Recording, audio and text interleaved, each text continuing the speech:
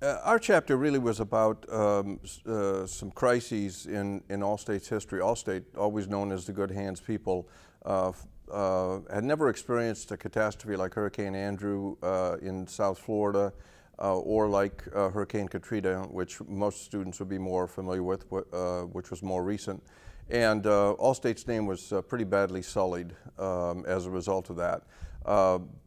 Bob Gorman and I were in corporate relations at the time, and part of our assignments were both the external and the internal communications about Allstate's actions.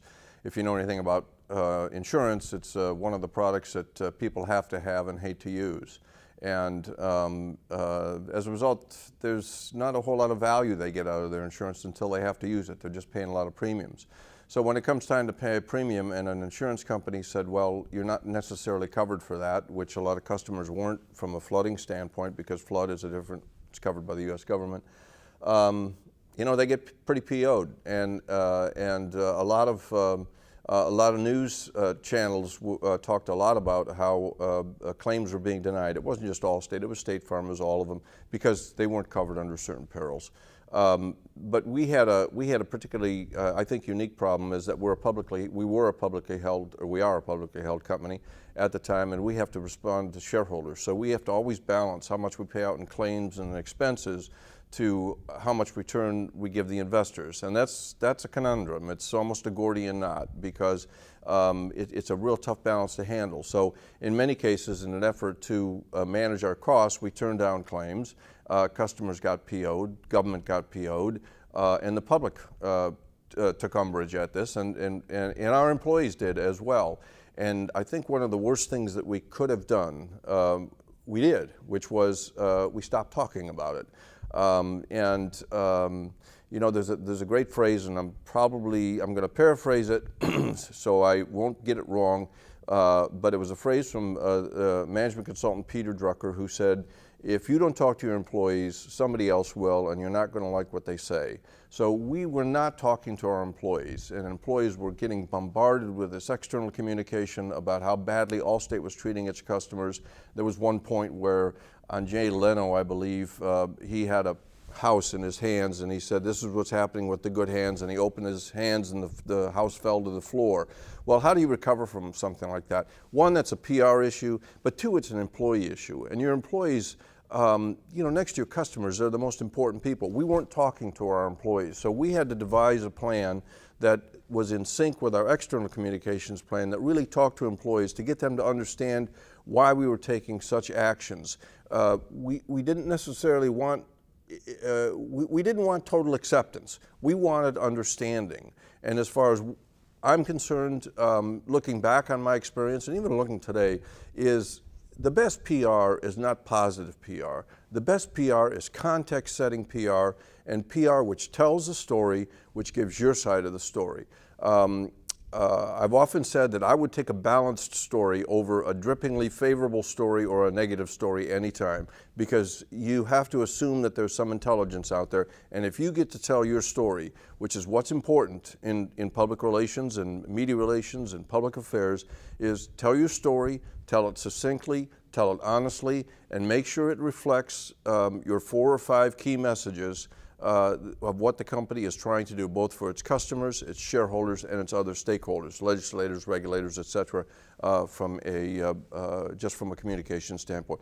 But you've got to communicate. It's got to be, you know, whether it's 4 or 5 C's, I don't know, but it's got to be consistent. The communication has to be consistent. It has to be constant. It has to be context setting. Every bit of communication has to be able to find its context in and around the entire message, based on both the past and in the future. And so what we tried to do, and what we try to outline in the chapter, is how we set the context for the communication that we did post Andrew and post Katrina. And those were, and I hate to use this word because it's an overused word, but that was truly a sea change for the insurance industry. They never had that sort of pressure before, and they've changed a lot of policies as a result. Some of those are public relations and communications policies. In my mind, there are 2 things. Well, actually, really only one other thing. First, 2 things. First, you have to make the assumption that they understand the business of communications. and by that I mean public relations, public affairs, marketing communications, integrated marketing. They need to understand, I don't want to suggest they need to be a mile wide and an inch deep, but they need to understand all of those things and how they fit together. That's the first thing. So going in, we have to make that assumption, okay? That's the price of entry. And we assume they're going to get that at a school like Northwestern. The second thing is they got to know the business. If they don't know the business, they lose credibility with the C-suite executives, and they lose credibility with employees. You got to understand the business. So a young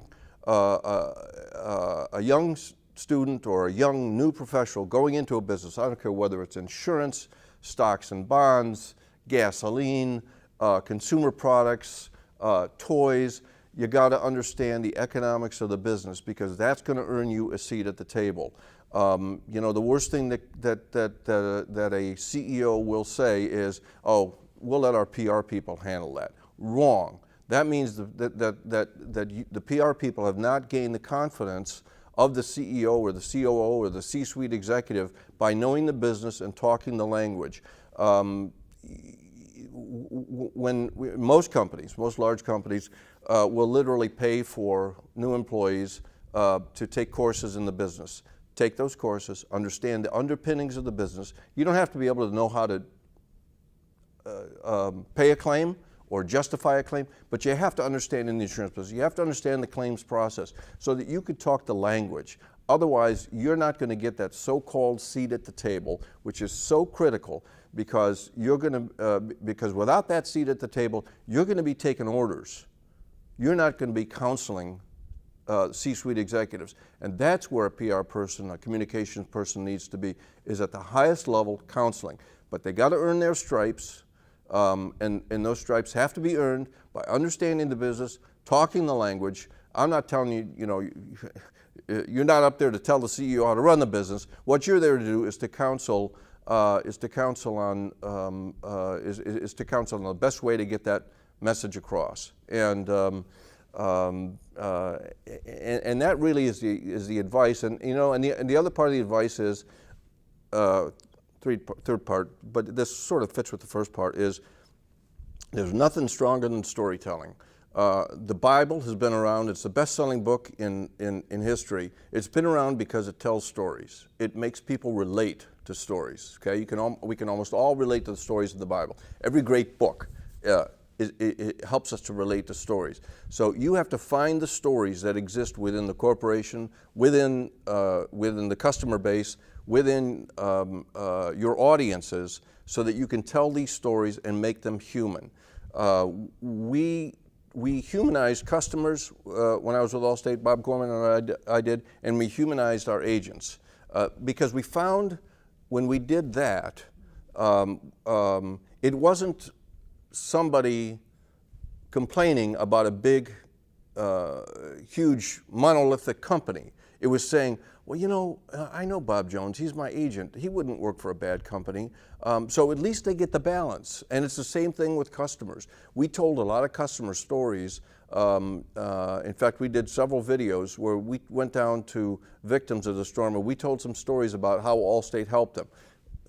Did that answer the question for everybody? No. Did that assuage people who got their claims denied?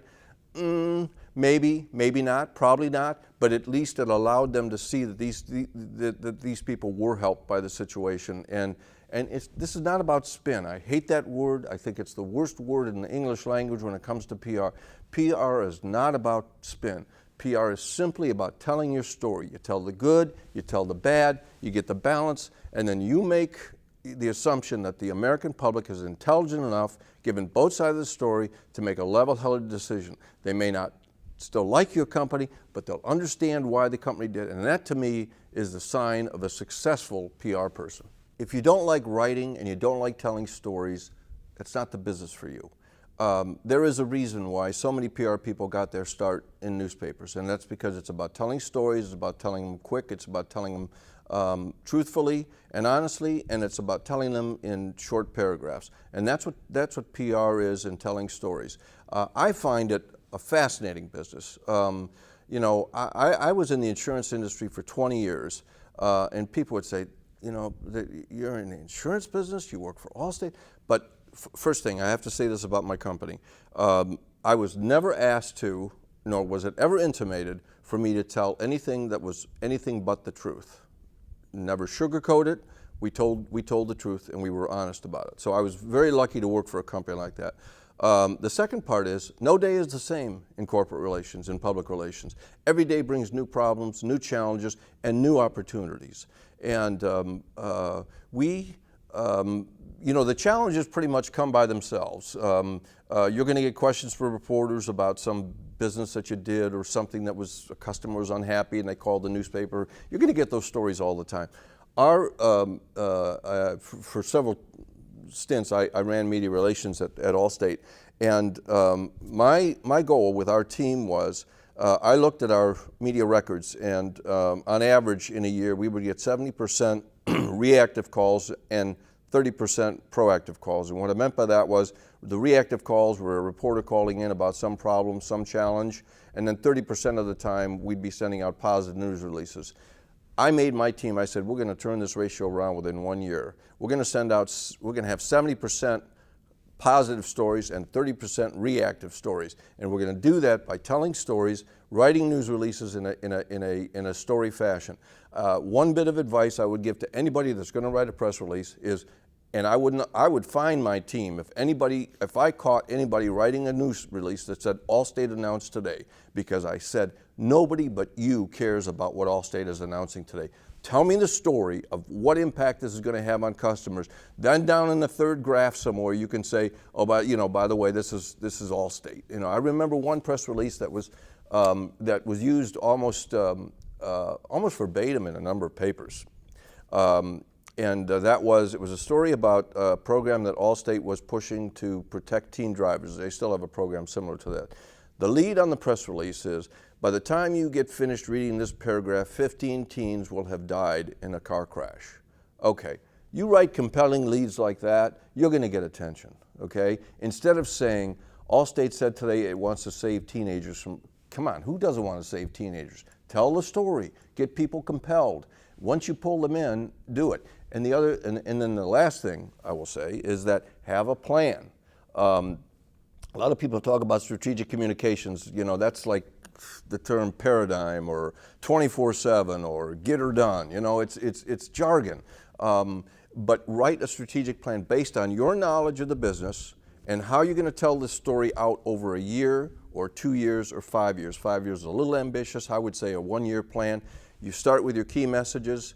But those have to be nailed down, 4 or 5 key messages that the C-suite executives have agreed upon, what we're going to focus on this next year. Stick with those messages, say those messages. You can say them 1,000 different ways in 1,000 different mediums, but make sure you keep coming back to the same messages, and eventually you're going to break through the clutter.